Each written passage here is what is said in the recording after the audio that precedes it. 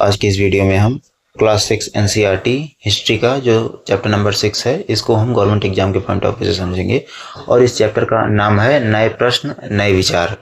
तो सबसे पहले हम चलिए समझते हैं कि इस चैप्टर में आपको क्या पढ़ाया गया है।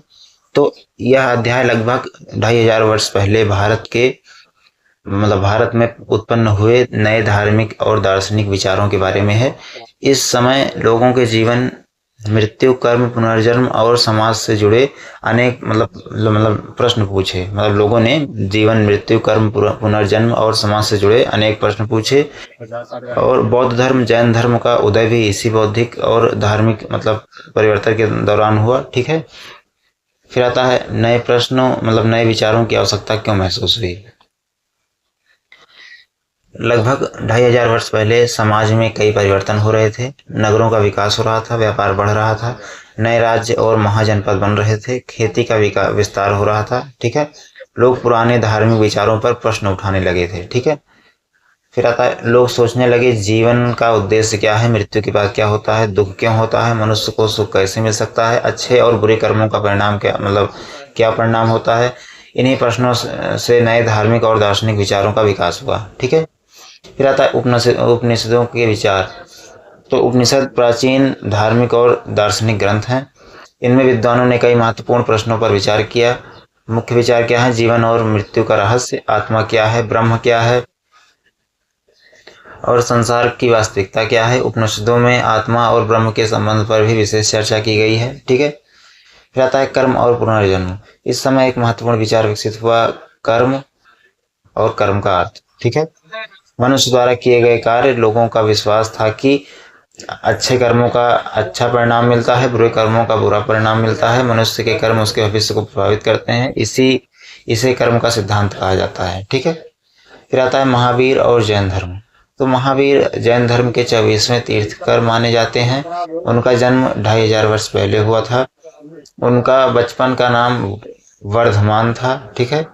महावीर की शिक्षाएं क्या है? तो उन्होंने सिखाया कि अहिंसा, किसी भी जीव को नुकसान नहीं पहुंचाना, हमेशा सत्य बोलना, अस्तेय, चोरी न करना, अपरिग्रह, अधिक वस्तुओं का संग्रह न करना, ब्रह्मचर्य, इंद्रियों पर नियंत्रण रखना। ठीक है। जैन धर्म में अहिंसा बहुत ही अधिक महत्व अहिंसा को जैन धर्म में बहुत ही अधिक महत्व दिया गया है। ठीक है। फिर आता है जैन धर्म और तपस्या। जैन साधु और साध्वियां कठिन तपस्या करते हैं। उनका मानना था कि इच्छाओं को नियंत्रित करना चाहिए, भौतिक वस्तुओं से मोह कम करना चाहिए, आत्मा को शुद्ध करने के लिए तपस्या करनी चाहिए। जैन धर्म के अनुयायियों ने अहिंसा का पालन करने का प्रयास किया। ठीक है। फिर आता है बुद्ध कौन थे? गौतम बुद्ध का बचपन का नाम सिद्धार्थ गौतम था। उनका जन्म लगभग 2500 वर्ष पहले हुआ था। वे एक शाक्य कुल से संबंधित थे। उनके पिता शाक्य गण के प्रमुख थे। ठीक है। फिर आता है बुद्ध का जीवन। सिद्धार्थ गौतम ने अपने जीवन में देखा कि एक वृद्ध व्यक्ति, एक बीमार व्यक्ति, एक मृत व्यक्ति, एक सन्यासी। इन दृश्यों ने उन्हें जीवन के बारे में गंभीरता से सोचने पर प्रेरित किया। लगभग 29 वर्ष की आयु में उन्होंने अपना घर छोड़ दिया। इससे महाभिनिष्क्रमण कहा जाता है। उन्होंने सत्य की खोज के लिए कई वर्षों तक तपस्या और चिंतन किया। और फिर आता है ज्ञान की प्राप्ति। सिद्धार्थ गौतम ने बोध गया में एक पीपल के पेड़ के नीचे ध्यान किया। उन्हें ज्ञान प्राप्त हुआ। इसके बाद वे बुद्ध कहलाए। बुद्ध का अर्थ है ज्ञानी या प्रबुद्ध व्यक्ति। ठीक है। फिर आता है जिस वृक्ष के नीचे उन्हें ज्ञान प्राप्त हुआ उसे बोधि वृक्ष कहा गया। फिर आता है बुद्ध की शिक्षाएं। बुद्ध ने बताया कि संसार में दुख है। दुख में प्रमुख कारण में से एक कारण है तृष्णा, अर्थात इच्छाओं और लालसाओं को लगातार बढ़ते रहना। बुद्ध ने सिखाया कि इच्छाओं पर नियंत्रण रखना चाहिए, अत्यधिक सुख विलास से बचना चाहिए, अत्यधिक कठोर तपस्या से भी बचना चाहिए, जीवन में संतुलन रखना चाहिए। इसे मध्यम मार्ग कहा गया है। ठीक है।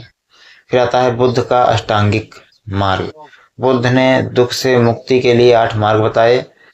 सम्यक दृष्टि, सम्यक संकल्प, सम्यक वाणी, सम्यक कर्म, सम्यक आजीविका, सम्यक प्रयास, सम्यक स्मृति, सम्यक समाधि। इसे अष्टांगिक मार्ग कहा जाता है। ठीक है।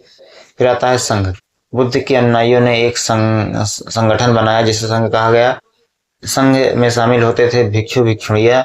संघ के सदस्य थे, मतलब संघ के जो सदस्य हैं वो सादा जीवन जीते थे, भिक्षा से भोजन प्राप्त करते थे, अध्ययन और ध्यान करते थे, बुद्ध की शिक्षाओं का प्रचार करते थे। फिर आता है संघ में महिलाओं की भूमिका। बुद्ध ने बाद में महिलाओं को भी संघ में शामिल होने की अनुमति दी। महिलाएं भिक्षुणी बन सकती थीं, यह उस समय का महत्वपूर्ण परिवर्तन था। फिर आता है सामान्य लोगों पर प्रभाव। बुद्ध और महावीर की शिक्षाएं केवल राजाओं और विद्वानों तक सीमित नहीं थीं। इन शिक्षाओं ने व्यापारियों को प्रभावित किया, किसानों को प्रभावित किया, सामान्य लोगों को प्रभावित किया। लोगों को यह विचार पसंद आया कि आध्यात्मिक प्रगति केवल जन्म या सामाजिक स्थिति पर निर्भर नहीं होनी चाहिए। ठीक है। फिर आता है मठ और विहार।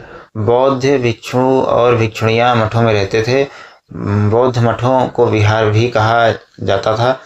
इनमें रहने के कमरे होते थे। ठीक है। प्रार्थना और ध्यान स्थान होता था, अध्ययन किया जाता था। ठीक है। फिर आता है स्तूप। बौद्ध धर्म में स्तूप का बहुत महत्व था। स्तूपों में अक्सर बुद्ध या अन्य महत्वपूर्ण व्यक्तियों से जुड़े अवशेष रखे जाते थे। लोग यहाँ प्रार्थना श्रद्धा व्यक्त करने जाते थे। सांची का स्तूप भारत के प्रसिद्ध बौद्ध स्तूपों में से एक है। ठीक है। फिर आता है उपासक और उपासिका। जो लोग बुद्ध की शिक्षाओं को मानते थे लेकिन गृहस्थ जीवन जीते थे, उन्हें उपासक कहा जाता था, जो पुरुष अनुयायी होते थे, और उपासिका उन्हें कहा जाता था जो महिला अनुयायी होती थी। ठीक है। फिर आता है महत्वपूर्ण शब्द इस चैप्टर के, जिनको आपको विशेष रूप से याद रखना है इस चैप्टर से रिलेट करके। अगर आप रिलेट करके याद रखेंगे इस चैप्टर से, मतलब एक शब्द को, तो आपको चैप्टर को याद रखने में और आसानी होगी। जैसे उपनिषद, प्राचीन दार्शनिक ग्रंथ। कर्म, व्यक्ति के कार्य। पुनर्जन्म, मृत्यु के बाद फिर जन्म लेने की धारणा। अहिंसा, किसी भी जीव को नुकसान न पहुंचाना। संघ, बौद्ध भिक्षु और भिक्षुणियों का संगठन। विहार, बौद्ध मठ। स्तूप, बौद्ध स्मारक। तृष्णा, अत्यधिक इच्छा या लालसा। मध्यम मार्ग, अति से बचने का संतुलित मार्ग। ठीक है। तो आशा करता हूँ आपको चैप्टर अच्छा लगा होगा। अच्छा लगा हो तो वीडियो को लाइक करें, चैनल को सब्सक्राइब करें। ठीक है। धन्यवाद।